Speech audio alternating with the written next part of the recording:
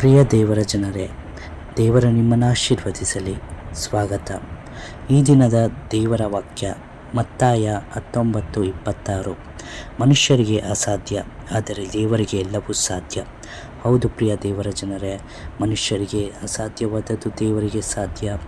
ನಿಮಗೆ ಬಂದಿರುವ ರೋಗಗಳನ್ನು ಡಾಕ್ಟರ್ಸಿಂದ ಗುಣಪಡಿಸಲಾಗುತ್ತಿಲ್ಲವೇ? ಯಾವ ಔಷಧಿಯೂ ಅದನ್ನು ಗುಣಪಡಿಸಲಾಗುತ್ತಿಲ್ಲವೇ? ದೇವರು ಎಂಬ ಔಷಧಿ ನಿಮ್ಮನ್ನು ಗುಣಪಡಿಸುವುದು, ನಂಬಿಕೆ ಎಂಬ ಔಷಧಿ ನಿಮ್ಮನ್ನು ಗುಣಪಡಿಸುವುದು. ಈ ದಿನ ನಿಮಗೆ ಸ್ವಸ್ಥತೆ ಸಿಗಬೇಕಾದರೆ ಈ ವಾಕ್ಯವನ್ನು ನಂಬಿ ಪ್ರಾರ್ಥಿಸಿರಿ. ಹೀಗೆ ಪ್ರಾರ್ಥಿಸಿರಿ: ನನ್ನ ಸ್ವರ್ಗೀಯ ತಂದೆಯೇ, ನಾನು ಪ್ರಾರ್ಥಿಸುತ್ತಿದ್ದೇನೆ, ನೀವು ಏನು ಬೇಕಾದರೂ ಮಾಡಬಹುದು. ದೇವರೇ, ನಿಮಗೆ ಎಲ್ಲವೂ ಸಾಧ್ಯ. ನಾನು ಆ ವಚನವನ್ನು ನಂಬುತ್ತೇನೆ.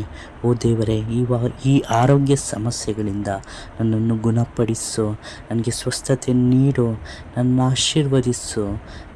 ಯೇಸುವಿನ ನಾಮದಲ್ಲಪ್ಪ ಬೇಡಿಕೊಳ್ಳುತ್ತಿದ್ದೇನೆ ಕರ್ತನೇ. ಆಮೆನ್.